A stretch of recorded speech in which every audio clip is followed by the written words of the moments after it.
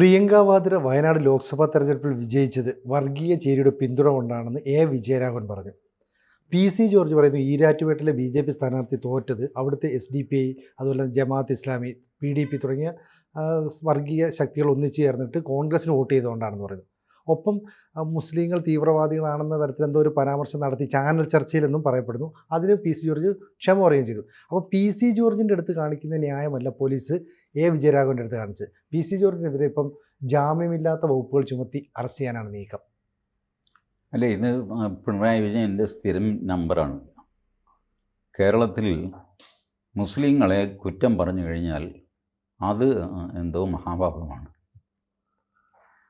ഞാൻ ഈ ജോർജ് ഈ സംഘടനകളുടെ ഇന്ന സംഘടനകളുടെ പിന്തുണയോടെ BJP സ്ഥാനാർത്ഥിയെ തോൽപ്പിച്ചു എന്ന് പറയുന്നത് ഇരിക്കട്ടെ, എല്ലാ മുസ്ലിങ്ങളും വർഗീയവാദികളാണ് എന്ന് അങ്ങനെ ഷൗട്ട് ചെയ്തു എന്നാണ്. എനിക്ക് ആ വീഡിയോ ഞാൻ തിരഞ്ഞിട്ട് കാണാൻ പറ്റിയില്ല. ഇനി അങ്ങനെ പറഞ്ഞു എന്ന് വെച്ചോ, അതുപോലും കുറ്റകരമല്ല. നമ്മളുടെ ഒരു മിഥ്യാധാരണയാണ്. ഞാൻ സിനുജിയെ വർഗീയവാദി എന്ന് വിളിച്ചാൽ അതെന്തോ ഒരു വലിയ മോശം കാര്യമാണ്. മോശം കാര്യമൊന്നുമല്ല. അതൊരു നോർമൽ ടെർമിനോളജിയാണ്. യു ആർ കമ്മ്യൂണൽ എന്ന് പറയുക. BJP എല്ലാവരും വർഗീയവാദി എന്ന് പറയുന്നുണ്ട്, CPM-നെ വർഗീയവാദി എന്ന് പറയുന്നുണ്ട്, RSSനെ വർഗീയവാദി എന്ന് പറയുന്നുണ്ട്. അതുപോലെ മുസ്ലിങ്ങളെ വർഗീയവാദി എന്ന് പറഞ്ഞു. അതുകൊണ്ട് എന്താ? അതൊരു അധിക്ഷേപമൊന്നുമല്ല.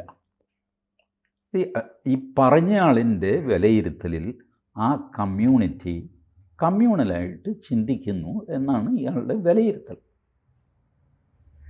ആ വിലയിരുത്തൽ തെറ്റാണെന്ന് നിങ്ങൾക്ക് പറയാം, പക്ഷേ അത് കുറ്റമാകുന്നത് എങ്ങനെ? IPC അല്ലെങ്കിൽ BNS കുറ്റമാകുന്നത് എങ്ങനെ? അത് സുപ്രീം കോടതി പല തവണ ഇത് എടുത്ത് പറഞ്ഞിട്ടുണ്ട്. ഈ രാജ്യത്തെ ഒരു പ്രത്യേക കമ്മ്യൂണിറ്റി അവർ മഹാമോശം സ്വഭാവക്കാരാണ്, തല്ലിപ്പൊളികളാണ് എന്ന് പറഞ്ഞു കഴിഞ്ഞാൽ അതിനകത്ത് ഈ ഒരു വിഭാഗത്തെ മറ്റൊരു വിഭാഗവുമായിട്ട് വഴക്കിടിക്കാൻ ശ്രമിച്ചു എന്നുള്ള കുറ്റമൊന്നും നിലനിൽക്കുന്നില്ല. അത് അയാളുടെ ഒരു അസസ്മെൻ്റാണ് കമ്മ്യൂണിറ്റിയെ പറ്റി. If that assessment is wrong, well that is wrong. വേണമെങ്കിൽ ആ കമ്മ്യൂണിറ്റിക്ക് ഇയാളുടെ പേരിൽ മാനനഷ്ട കേസ് കൊടുക്കാം. ആ കമ്മ്യൂണിറ്റിയിൽപ്പെട്ട ഒരാളിന്, ഞാനിങ്ങനെ ചിന്താഗതി ഉള്ളവനൊന്നുമല്ല, അയാൾ എന്നെ കൂടെ ചേർത്താണ് പറഞ്ഞത്, അതെനിക്ക് നാണക്കേടുണ്ടാക്കി എന്ന് പറഞ്ഞിട്ട് മാനനഷ്ട കേസ് കൊടുക്കാം. അല്ലാതെ അതിൽ ക്രിമിനൽ ഒഫൻസൊന്നുമില്ല. ഞാനിപ്പോൾ ഇവിടെ ഇരുന്ന് പറയുകയാണെന്ന് വെച്ചോ, കേരളത്തിലെ മൊത്തം ഹിന്ദുക്കൾ തല്ലിപ്പൊളികളാണ് എന്ന് പറഞ്ഞാൽ അല്ലെങ്കിൽ തന്നെ അത് കേസാവില്ല കേരളമായതുകൊണ്ട്. ബട്ട് റിയലി അത് കേസല്ല, അതെൻ്റെ ഒരു അസസ്മെൻ്റാണെന്ന്. വേണമെങ്കിൽ ഏതെങ്കിലും ഹിന്ദുവിന് എനിക്കെതിരെ മാനനഷ്ട കേസ് കൊടുക്കാം എന്നുള്ളതല്ലാതെ അത് ഹിന്ദുക്കളും മറ്റുള്ളവരും തമ്മിൽ വഴക്കിടിക്കാൻ ശ്രമിച്ചു എന്നൊരു വകുപ്പൊന്നും അതിനകത്തില്ല. ഇത് പിണറായി പോലീസിൻ്റെ നേരത്തെ മുതലുള്ള ഒരു സൂക്കേടാണ്. ഈ വെള്ളാപ്പള്ളി നടേശൻ അദ്ദേഹത്തിൻ്റെ യാത്ര കാസർഗോഡ് നിന്ന് തിരുവനന്തപുരത്തേക്ക്, ആ യാത്രയുടെ അവസാനമാണ് BDJS എന്ന രാഷ്ട്രീയ പാർട്ടി ഉണ്ടാകുന്നത്. ഈ യാത്ര ആലുവയിൽ വന്നപ്പോൾ നൗഷാദ് എന്നൊരാൾ കോഴിക്കോട് ഓടയിൽ വീണ് മരിച്ചു. ഓടയിൽ വീണ് മരിക്കാൻ പോയ ആളിനെ രക്ഷിക്കാനായിട്ട് ഇറങ്ങിയിട്ട് ഇയാൾ മരിച്ചു. അയാൾക്ക് 10 ലക്ഷം രൂപ, ഓടയിൽ മുങ്ങി മരിച്ച നൗഷാദിന് 10 ലക്ഷം കോമ്പൻസേഷൻ പിണറായി അപ്പം തന്നെ അനൗൺസ് ചെയ്തു. അതേസമയം 2 ചെറുപ്പക്കാർ, അവരുടെ പേര് ഞാൻ മറന്നുപോയി, അത്ലറ്റുകളാണ്, അവർ ഹിന്ദുക്കളാണ്, അവർ വെള്ളത്തിൽ മുങ്ങി മരിച്ചു. അവർക്ക് 2 ലക്ഷം വീതം. അപ്പോൾ വെള്ളാപ്പള്ളി ചോദിച്ചു, ഇതെന്ത് പരിപാടിയാണ്? 3 പേരും മുങ്ങിയാണ് മരിച്ചത്, ഒരാൾക്ക് 5 ലക്ഷം, മറ്റവർക്ക് 2 ലക്ഷം വീതം. അപ്പോൾ അതൊരു ശരിയല്ല. ഈ നാട്ടിൽ മരിക്കാനാണെങ്കിലും മുസ്ലിമായിട്ട് മരിക്കണം എന്ന് എനിക്ക് തോന്നിപ്പോകുന്നു എന്ന് പ്രസംഗിച്ചു. കേസെടുത്തു. വെള്ളാപ്പള്ളി മുൻകൂർ ജാമ്യത്തിന് പോയി. ആ ജാമ്യ ഹർജിയിൽ ജസ്റ്റിസ് ഭവദാസനാണ് ആ ജഡ്ജ്മെൻ്റ് എഴുതി. ഭവദാസൻ പറഞ്ഞു, ഇതിൽ വർഗീയതയും പ്രശ്നവും എന്താ? ഇക്വാലിറ്റിയുടെ ഒരു പ്രശ്നമാണ് ഇതിലുള്ളത്. ഒരു കക്ഷിക്ക് കൂടുതൽ കൊടുക്കുന്നു, മറ്റേ കക്ഷിക്ക് കുറവ് കൊടുക്കുന്നു. ഇതിൻ്റെ ഇനീക്വാളിറ്റിയാണ് ആ കാരണവർ ചൂണ്ടിക്കാണിച്ചത്. അതിലെന്ത് വർഗീയത? One happen to be Muslim and other happen to be Hindu. ഇതാണ് ഇതിനകത്ത്. ബട്ട് ബേസിക്കലി ഗ്രീവൻസ് എന്താണ്? അവന് കൊടുത്തു, എനിക്ക് തന്നില്ല, ഇതാണ് ഗ്രീവൻസ്. ആ ഗ്രീവൻസ് അജിറ്റേറ്റാണ് ചെയ്തിരിക്കുന്നത്, അല്ല ഇതിൽ ഒഫൻസ് ഒന്നുമില്ല.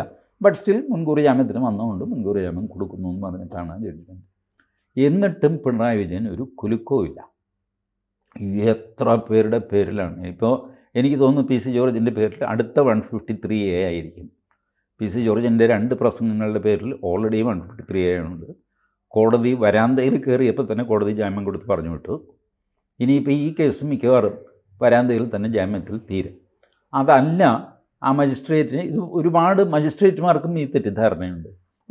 മതങ്ങളെ കുറ്റം പറഞ്ഞുകൂടാ. മതങ്ങളെ കുറ്റം പറഞ്ഞാൽ അത് മതവിദ്വേഷം ഇല്ല.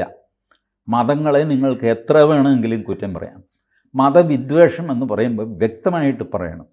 ക്രിസ്ത്യാനികളെ നിങ്ങളെല്ലാം സംഘടിച്ച് ഹിന്ദുക്കളെ വെട്ടിക്കൊല്ലുവിൻ എന്ന് പറഞ്ഞാൽ അത് മതവിദ്വേഷം പ്രചരിപ്പിക്കലാണ്. അല്ലാതെ ക്രിസ്ത്യാനികളെ നിങ്ങളെല്ലാം സംഘടിക്കുവിൻ എന്ന് പറഞ്ഞാൽ അത് വർഗീയ പരാമർശവുമല്ല, മതവിദ്വേഷവുമല്ല. മൊത്തം ക്രിസ്ത്യാനികൾ മഹാദലിപ്പുള്ളികളാണ് എന്ന് ഞാൻ പറഞ്ഞു കഴിഞ്ഞാൽ അത് മതവിദ്വേഷം ഉണ്ടാക്കുന്ന പ്രസ്താവനയല്ല. It is my assessment on that community. They can protest, they can go for defamation. വേണമെങ്കിൽ ഡിഫമേഷൻ പോലും പലപ്പോഴും നിൽക്കില്ല. ഇത് ഈ ഒഫൻസിനെ പറ്റി ബോധ്യമില്ല വാർത്തകളുണ്ടാക്കുക. ഈ ഹിന്ദു പക്ഷത്തെയും ഹിന്ദു പക്ഷത്തെ സപ്പോർട്ട് ചെയ്യുന്ന, ഇപ്പോൾ പി സി ജോർജ് കഴിഞ്ഞ കുറേ കാലമായിട്ട് ഹിന്ദു പക്ഷത്തെ സപ്പോർട്ട് ചെയ്യുന്ന ആളാണ്.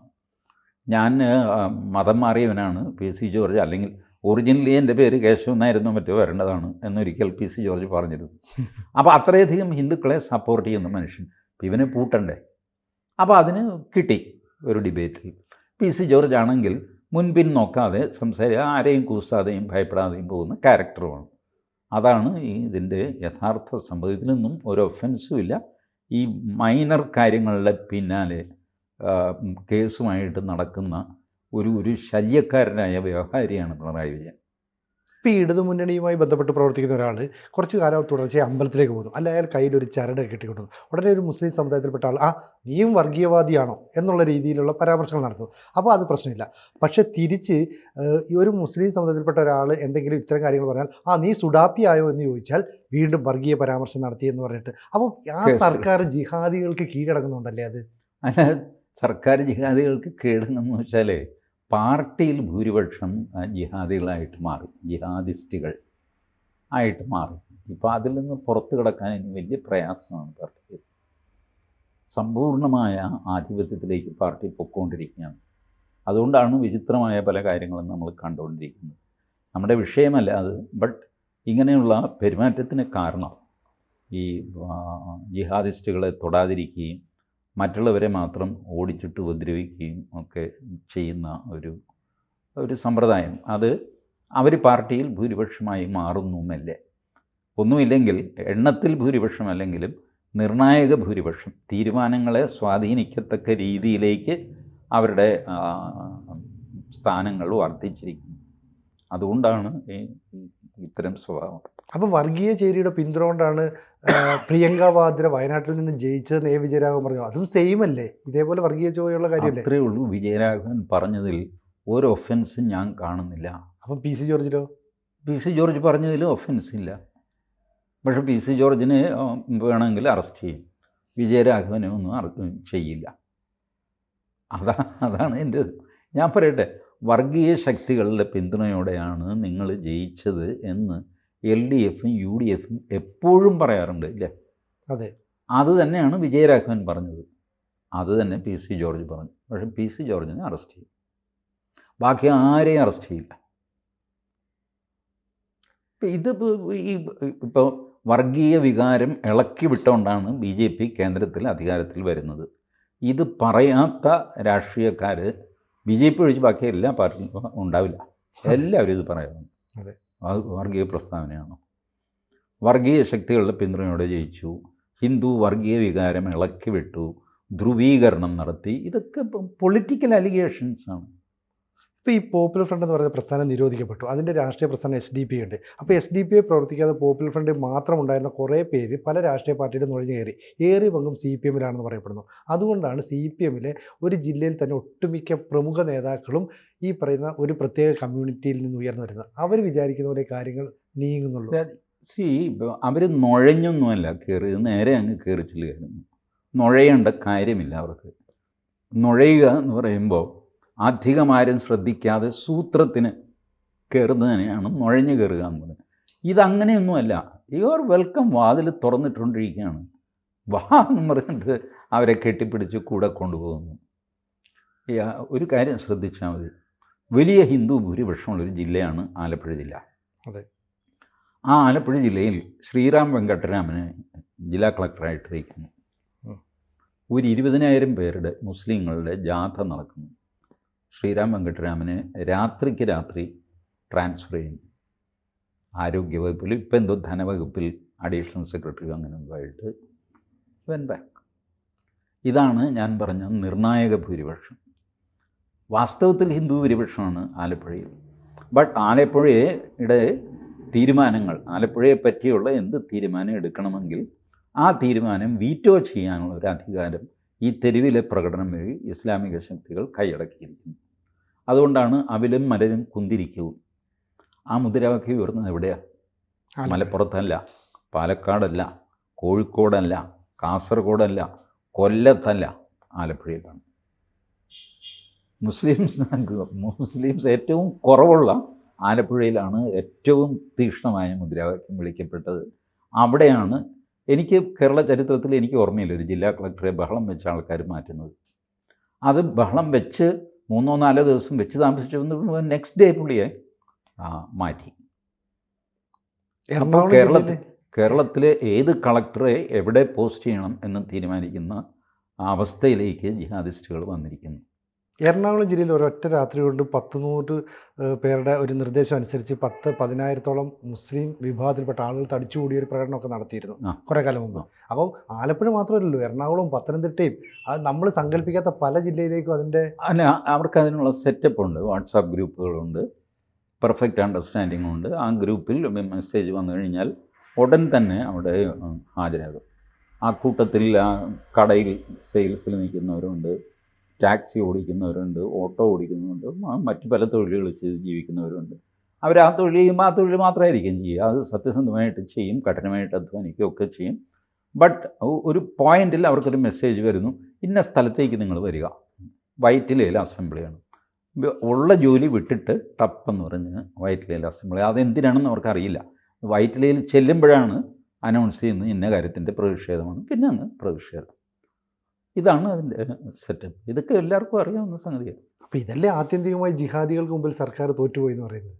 അതെ, ജിഹാദികളുടെ മുമ്പിൽ തോറ്റുപോകുന്നതിൽ ചാരിതാർത്ഥ്യമുള്ള ഒരു പാർട്ടിയാണ് കമ്മ്യൂണിസ്റ്റ് പാർട്ടി.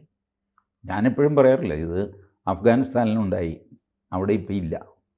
പാകിസ്ഥാനെ സപ്പോർട്ട് ചെയ്തു, പാകിസ്ഥാനിൽ ഇപ്പോൾ ഇല്ല. മലപ്പുറം ജില്ലയെ മലപ്പുറം ജില്ല കൊടുത്തു, മലപ്പുറത്ത് കമ്മ്യൂണിസ്റ്റ് പാർട്ടിയുണ്ടോ? അങ്ങനെ പല സ്വതന്ത്രനെന്നൊക്കെ പറഞ്ഞ് നിർത്തി എങ്ങനെയെങ്കിലുമൊക്കെ ജയിപ്പിച്ചുകൊണ്ട് പോകണം, ഒരു പൊന്നാനി ചിലപ്പോൾ കിട്ടും, ഇങ്ങനെയൊക്കെയുള്ള ഇതാണ്. അതർവൈസ് മലപ്പുറം ജില്ലയിൽ CPMൻ്റെ ഒരു ബേസ് ഇല്ല. ഈ ജിഹാദിസ്റ്റുകളുടെ വളർച്ചയ്ക്ക് ആത്മത്യാഗം ചെയ്തുകൊണ്ടിരിക്കുന്ന ഒരു പ്രസ്ഥാനമാണ് കമ്മ്യൂണിസ്റ്റ് പ്രസ്ഥാനം. അങ്ങനെ CPM ഇല്ലാതായി തീരുമെന്ന് പറഞ്ഞ് നിർത്താവോ? യെസ്, തീരുമായിരിക്കും. യെസ്. കൂടുതൽ വാർത്തകളും വിശേഷങ്ങളും നിങ്ങളിലേക്ക് എത്താൻ ABC മലയാളം സബ്സ്ക്രൈബ് ചെയ്യുക, ബെൽ ബട്ടണും അമർത്തുക.